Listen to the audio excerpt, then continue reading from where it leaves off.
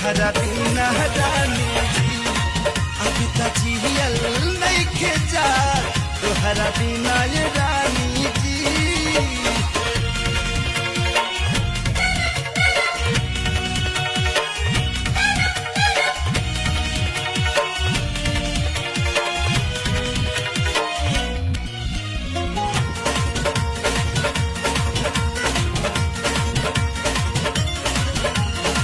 सांस बन के रग रग में तू दिल के हमरा भागलू कैसे कही मोरा जिया पे बदरा बन के छा गईलू।